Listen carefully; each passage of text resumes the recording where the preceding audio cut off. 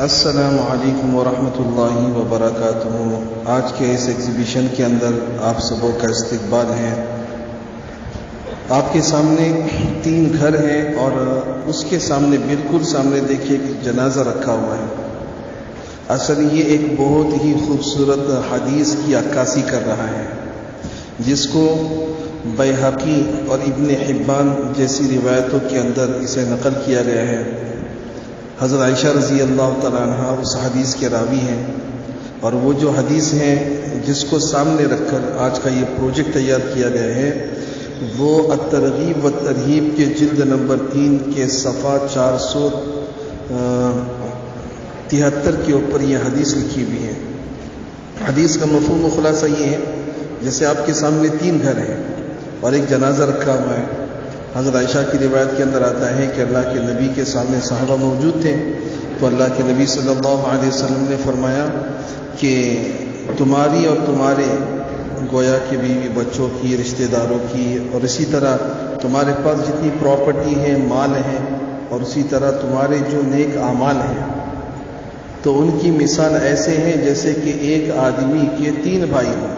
یہ جیسے آپ کے سامنے 3 گھر ہیں، تو 3 بھائی ہو اور اس بندے کی موت کا وقت قریب آ گیا، تو اس نے اپنے 3 بھائی، ایک کا نام تھا مال، ایک کا نام تھا اعمال، اور ایک کا نام تھا اہل و عیال۔ اہل و عیال یعنی بیوی بچے، رشتہ دار وغیرہ۔ تو اس نے بیوی بچوں سے پوچھا، رشتہ داروں سے پوچھا کہ بھئی دیکھو میرے موت کا وقت قریب آ گیا ہے، بتاؤ بھئی تم میرے کیا کام آ سکتے ہو؟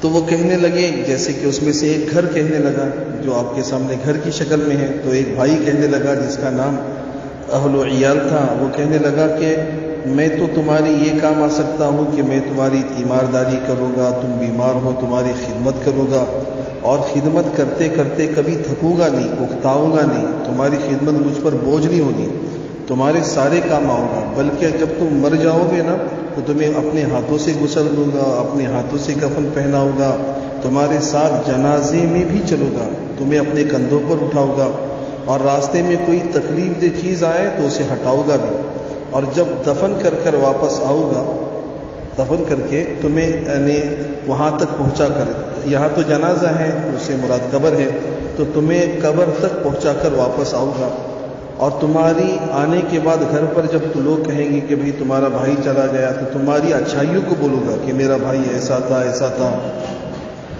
تو اللہ کے نبی نے پوچھا صحابہ سے کہ بتاؤ بھائی اس بندے کے بارے میں، اس بھائی کے بارے میں تمہارا کیا خیال ہے؟ صحابہ نے کہا کہ یا رسول اللہ، اس میں کوئی خاص بات فائدے کی تو ہم نے سنی نہیں، لیکن ٹھیک ہے کہ وہ اپنے دوسرے بھائی کے کام آ رہا ہے۔ اللہ کے نبی نے کہا کہ چلو بھائی دوسرا بھائی کون ہے؟ دوسرے بھائی کا نام تھا مال۔ تو اس سے پوچھا کہ بھئی اب تو ہمارے کیا کام آ سکتا ہے؟ اب تو ہمارے کیا کام آ سکتا ہے تو بتا، اس لیے کہ میری موت میرے سر پر آ گئی ہے۔ تو وہ کہنے لگا کہ جب تک آپ زندہ ہیں میں تو اسی وقت آپ کے کام آ سکوں گا، لیکن جب تم مر جاؤ گے بھائی تیرا راستہ الگ، میرا راستہ الگ۔ تو اللہ کے نبی نے پھر پوچھا بھئی یہ جو بھائی ہے، یعنی یہ جو دوسرا گھر ہے، یہ جو بھائی ہے اس کا نام تو مال ہے، بتاؤ بھئی اس میں تمہیں کیا خوبی نظر آئی؟ تو صحابہ نے جواب دیا کہ یا رسول اللہ، یہ دوسرے بھائی میں اتنی کوئی فائدے کی بات تو ہم نے سنی نہیں، سمجھ میں نہیں آ رہی اتنی فائدے کی بات۔ پھر اللہ کے نبی نے فرمایا کہ اچھا ٹھیک ہے، دیکھو جو تیسرا بھائی ہے اس کا نام ہے، یعنی جو تیسرا گھر ہے، ٹھیک، اس کا نام ہے اعمال، یعنی ہم جو نیک کام کرتے ہیں، نماز پڑھتے ہیں، روزہ رکھتے ہیں، کسی کی مدد کرتے ہیں، کسی کا تعاون کرتے ہیں، تو اس کا نام ہے اعمال۔ ہر اچھا کام نیک اعمال میں داخل ہے۔ تو اب ایسا سمجھیے کہ تیسرا گھر اس کا نام اعمال ہے۔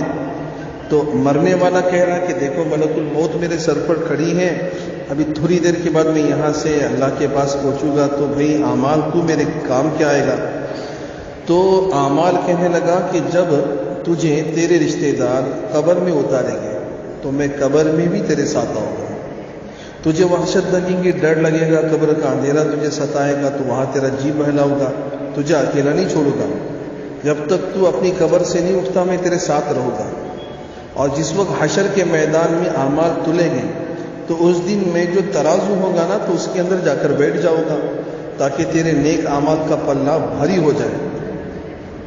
اللہ کے نبی نے پوچھا کہ بولو بھائی اس کے بارے میں تمہارا کیا خیال ہے؟ تو صحابہ نے عرض کیا یا رسول اللہ یہ بہترین بھائی بھی ہیں اور بہترین ساتھی بھی ہیں، یہ بہترین بھائی بھی ہیں، بہترین ساتھی بھی ہیں کہ جو دنیا میں بھی کام آئے، قبر تک بھی کام آئے، قبر کے بعد آگے بھی کام آئے۔ رشتہ دار اہل و عیال فقط قبر تک کام آتے ہیں، مال جو ہے ہماری زندگی میں کام آتا ہے، لیکن اعمال وہ چیز ہے جو آخرت میں بھی ہمارا ساتھ نہیں چھوڑتے ہیں۔ تو جو ہمیشہ ہمارا ساتھ نبھائے اسی کو ہر چیز پر ہم نے ترجیح دینا چاہیے۔ اللہ مجھے آپ کو ہم سبوں کو اس کی صحیح سمجھ عطا فرمائے۔ یہ ہم نے اپنی کوشش سے اور اپنی ناقص سمجھ سے یہ تھوڑا سا ڈیمو تیار کیا ہے اور اس ایگزیبیشن کے اندر آپ کے سامنے پیش کیا ہے۔ اس سے ہماری نیت اور میری نیت یہ ہے کہ بس ایک اللہ کا پیغام اللہ کے بندوں تک صحیح پہنچے، اللہ کی مخلوق اعمال کو سارے چیزوں پر ترجیح دینے والی بنے، اور اس ایگزیبیشن کو اللہ تعالیٰ میری آپ کی ہم سبوں کی مغفرت کا ذریعہ بنائے اور ہدایت کا ذریعہ بنائے۔ جزاک اللہ خیر۔ السلام علیکم ورحمۃ اللہ۔